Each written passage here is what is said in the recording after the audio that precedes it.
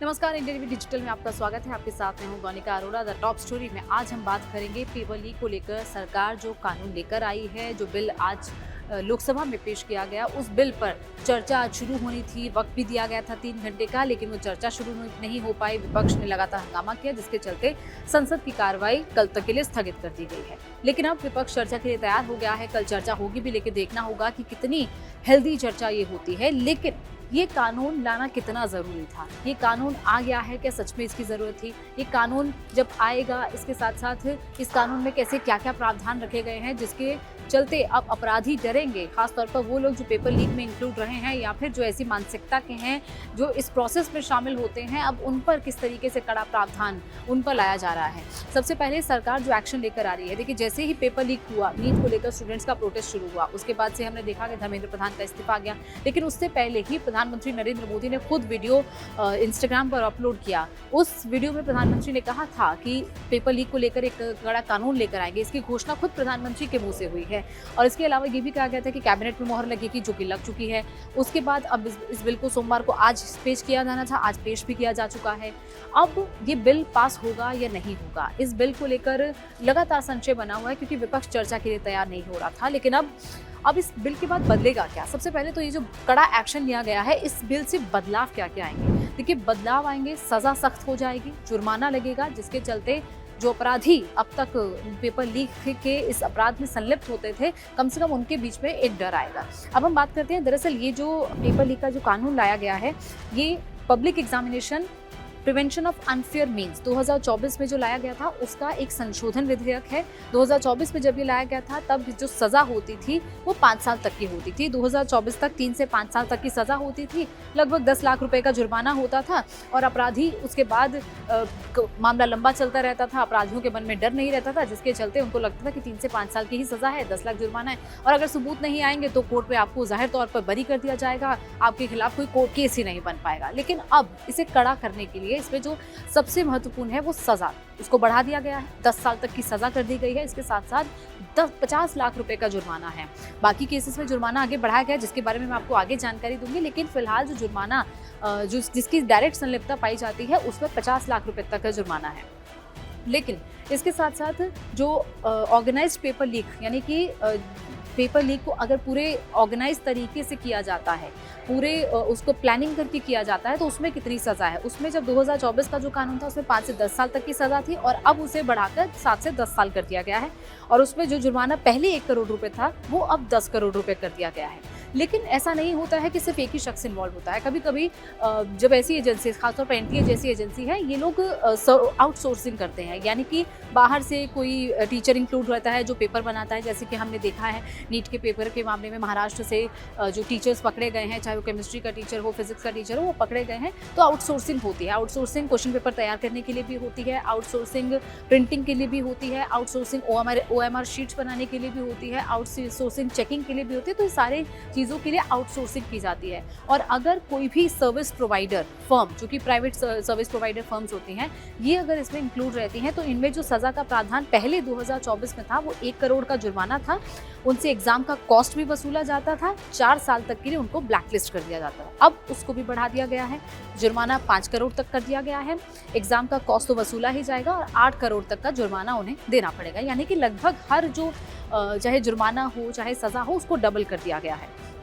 अब अगर उसी में सर्विस प्रोवाइडर का जो डायरेक्टर है, कोई भी वरिष्ठ अधिकारी है, मैनेजमेंट अगर इन्वॉल्व होता है, तो उन पर भी पहले 3 से 10 साल की सज़ा होती थी, 1 करोड़ तक का जुर्माना होता था। अब उस सज़ा को बढ़ाकर 5 से 10 साल कर दिया गया है, और जुर्माना अब 5 करोड़, 4 गुना जुर्माना बढ़ा दिया गया है। अब इस पूरे मामले में देखिए, ये तो बदलाव हैं जो कि सज़ा और जुर्माना किस तरीके से होगा, पहले से कई गुना सख्त कर दिया गया है। मैंने जैसे आपको बताया, 2 गुना, 3 गुना, 4 गुना तक कर दिया गया है। लेकिन अपराधियों के मन में डर क्या तब भी बैठेगा? सवाल यही उठता है, क्योंकि ऐसे कई कानून आते हैं, ऐसे कई कानून हैं जो ऑन पेपर तो बन जाते हैं, लेकिन उसके बावजूद अपराधियों में डर नहीं रहता। पहले भी सोचिए, 5 साल तक की तो सज़ा थी ही, जुर्माना तो था ही, लेकिन उसके बावजूद उनके मन में डर नहीं होता था, क्योंकि कोर्ट में मामले बहुत देर तक लंबित रह जाते थे। पहले इसके लिए एसआईटी बनाई जाती थी। देखिए, पहले जब जांच और फैसले के लिए अब समय सीमा तय कर दी गई है, पहले क्या होता था, कोई डेडलाइन नहीं होती थी। जो मामले हैं वो 10-10 साल, 15-15 साल तक लटके रह जाते थे। अगर किसी मामले की जांच हो भी जाती थी, तो कोर्ट में सबूत पेश नहीं हो पाते थे। कोर्ट में सबूत आ ही नहीं पाते थे, जिसके चलते क्लोजर रिपोर्ट्स क्रिटिसाइज हुई हैं कई बार कोर्ट में। और यही वजह है कि कोई एक मामला जो 2002 का था 2026 में, सोचिए इतने साल बाद भी उस मामले में अब तक कोई नतीजा नहीं निकला है। और यही वजह है कि अपराधियों के मन में डर नहीं होता था, उन्हें लगता था कि पेपर लीक हो जाएगा, हम कर देंगे, हम इस तरीके के अपराध में इंक्लूड हो जाएंगे, उसके बाद हम आसानी से छूट जाएंगे, क्योंकि कोर्ट में तो कुछ साबित हो ही नहीं पाएगा, वो मनी ट्रेल साबित नहीं हो पाती, कैसे पैसे दिए जाते थे, कैसे पेपर लीक होता था, ये सब साबित ही नहीं हो पाता। लेकिन अब समय सीमा तय कर दी गई है 2 महीने के अंदर। सोचिए जिसके लिए डेडलाइन नहीं थी, अब उसके लिए 2 महीने तय कर दिए गए हैं। 2 महीने के अंदर अंदर फास्ट ट्रैक कोर्ट में सुनवाई होगी, पूरा चार्जशीट फाइल होगी और उसके बाद सजा का ऐलान भी हो जाएगा। और ये फास्ट ट्रैक कोर्ट में अब इसलिए होगा क्योंकि पहले एसआईटी जांच करती थी, एक स्पेशल इन्वेस्टिगेशन टीम किसी भी राज्य में जब पेपर लीक होता था तो वो बनाई जाती थी। उसके बाद अब जो तय किया गया है वो फास्ट ट्रैक कोर्ट का गठन करने के लिए कहा है। प्रधानमंत्री ने खुद इसका आदेश दिया था, उन्होंने ट्विटर पर, एक्स पर बाकायदा इसका ट्वीट भी किया था। और अब जो समय सीमा है उसे 2 महीने कर दिया गया है। फास्ट ट्रैक कोर्ट का गठन अब अलग अलग राज्यों में किया जा रहा है। फास्ट ट्रैक तरीके से अब इस पूरे मामलों की सुनवाई होगी। हाई कोर्ट में अगर आपको अपील करनी है, सोचिए कि कोई ऐसा मामला है जिसमें फास्ट ट्रैक कोर्ट में सुनवाई हुई है, फास्ट ट्रैक कोर्ट में किसी भी अपराधी को सजा दी जाती है, उसके बाद वो हाई कोर्ट भी जा सकता है। लेकिन हाई कोर्ट के लिए भी अब नियम बना दिए गए। ऐसा नहीं है कि अब फास्ट ट्रैक कोर्ट में तो 2 महीने में सुनवाई होगी, उसके बाद हाई कोर्ट में आपका मामला लंबा चलता रहा है, हाई कोर्ट में अपील डली हुई है, उसके बाद भी वक्त लगता जा रहा है, इसको लेकर भी सवाल उठे थे। लेकिन अब इसका प्रावधान भी इस बिल में कर दिया गया है कि हाई कोर्ट में भी जो सुनवाई है वो अगले 3 महीने में होनी चाहिए। 3 महीने के अंदर अंदर सुनवाई पूरी होनी चाहिए। 3 महीने के अंदर अंदर ये पूरे मामले का निपटारा होना चाहिए। यानी कि सोचिए 2 महीने में फास्ट ट्रैक कोर्ट में, और उसके बाद अगर हाई कोर्ट में अपील होती है तो 3 महीने, यानी कि 5 से 6 महीने में अपराधी को सजा मिल जाएगी। ये इस कानून की खासियत है। इससे पहले इसको लेकर कोई जिक्र नहीं था। अब लेकिन सवाल यही होता है कि क्या सज़ा काफ़ी होगी, क्योंकि और भी कई ऐसे सुझाव दिए गए हैं। प्रधानमंत्री ने कल एक घोषणा भी की है कि बाकायदा एक हाई पावर टास्क फोर्स जिसका गठन किया गया है, जिसका जो अध्यक्षता है वो नंदन नीलेकनी करेंगे, जिसमें कई लोगों को रखा गया है।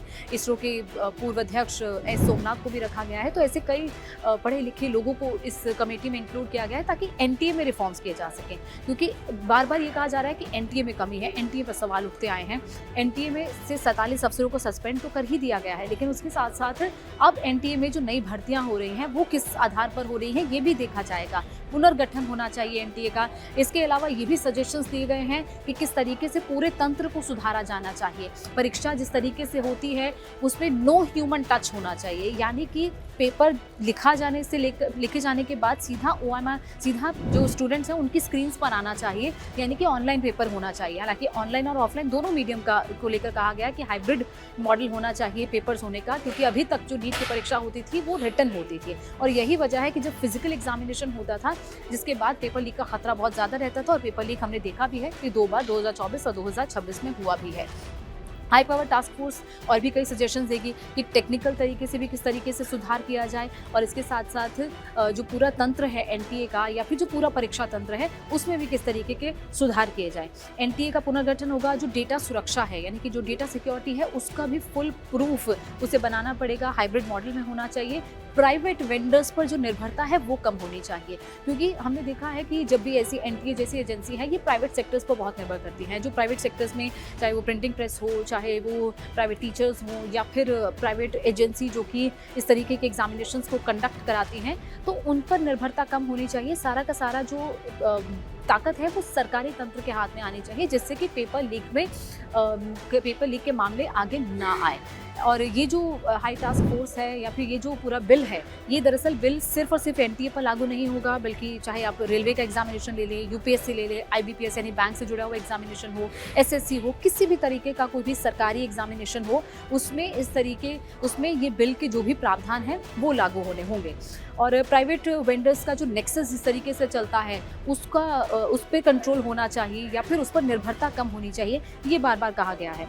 और इसके अलावा हर स्टेप की सीसीटीवी मॉनिटरिंग होनी चाहिए, क्योंकि जब भी इस तरीके से कोई भी एक पेपर जो नेशनल लेवल पे हो रहा हो, उस पेपर में किसी भी तरीके से लैप्स ना हो जाए, उसके लिए उसकी हर हर जो कदम है उस पर सीसीटीवी मॉनिटरिंग होनी चाहिए। पेपर लिखे जाने से लेकर पेपर की प्रिंटिंग तक, पेपर जहाँ एग्जामिनेशन सेंटर्स तक पहुँच रहा है, ये सारा जो मॉनिटरिंग है वो सीसीटीवी के जरिए होनी चाहिए, ताकि किसी भी तरीके से पेपर लीक का या कोई भी ऐसा लूपहोल ना हो जिससे कि जो अपराधी हैं वो पेपर लीक में कामयाब हो पाएँ। और इसके अलावा बार बार यही कहा जा रहा है कि सिर्फ सज़ा देने से कुछ नहीं होगा, बल्कि पूरे तंत्र को भी सुधारना होगा। जो पूरा परीक्षा तंत्र है, पूरा शिक्षा तंत्र है, उसमें किसी तरीके ये सुधार लाने चाहिए ताकि पूरा ये सिस्टम पारदर्शी हो पाए। और इसके अलावा जो भी चाहे जांच एजेंसी इसमें इन्वॉल्व हो, चाहे अदालतें इन्वॉल्व हों, चाहे परीक्षा संस्थान इन्वॉल्व हो, उनकी जवाबदेही भी तय होनी चाहिए, क्योंकि अगर उनकी जवाबदेही तय नहीं होगी तो ऐसे मामले आगे देखने को मिलेंगे। हालांकि ये हमने बताया आपको कि किस तरीके से एनटीए और प्रशासन जो बड़ा एक्शन लेने की आगे भी तैयारी कर सकता है, क्योंकि जिस तरीके से ये बिल लाया गया है, ये बिल आने वाले वक्त में पेपर लीक को लेकर काफ़ी सख्त कानून जब बनाए जाएंगे, जब ये बिल जब ये कानून बन जाएगा, तब देखना होगा कि किस तरीके से पेपर लीक को रोकने के लिए ये बिल कामयाब होता है। हालांकि जैसे ही संसद में पास होगा वैसे ही कानून बन जाएगा, लेकिन ये बिल लाना वक्त की ज़रूरत थी, पेपर लीक को रोकने की बहुत बड़ी ज़रूरत थी। हालांकि देखना होगा कि आगे कितना सुधार पेपर एग्जामिनेशन के जो सिस्टम है उसमें आता है, क्योंकि छात्रों से जुड़ा हुआ ये मामला है। छात्र कई साल तैयारी करते हैं, नीट को लेकर कई छात्र ड्रॉप करते हैं, इसके अलावा कोचिंग सेंटर्स में महंगी महंगी कोचिंग्स लेते हैं। तो यही वजह है कि छात्र हमेशा से इस बात का कंसर्न उठाते आए हैं कि उनके जो एग्जामिनेशन है उनमें इस तरीके का अगर जब लीक होता है तो उनका मोराल भी डाउन होता है, कई छात्र डिप्रेशन में आ जाते हैं। हमने देखा है कि नीट के मामले में भी कई छात्रों ने सुसाइड भी किया है। ऐसे मामले आगे कभी ना आए, यही हम प्रार्थना करते हैं, ताकि ऐसे जो बिल लाया जा रहा है, इस बिल के जरिए कम से कम इन सब चीज़ों पर लगाम लग पाए। तो आज की टॉप स्टोरी में इतना ही, किसी और नई टॉप स्टोरी के साथ हाजिर होंगे। और आपका क्या मानना है इस बिल को लेकर? आपको लगता है कि इससे पेपर लीक रुक पाएगा? ये जो सज़ा का प्रावधान है कि और ज़्यादा होना चाहिए था? ये अगर आपकी कोई भी इस मामले में आपका कमेंट है तो प्लीज़ उसे कमेंट बॉक्स में बताइएगा। आपका कोई भी विचार है या आपका कोई भी सुझाव है तो ज़रूर बताइएगा। फिलहाल के लिए शुक्रिया।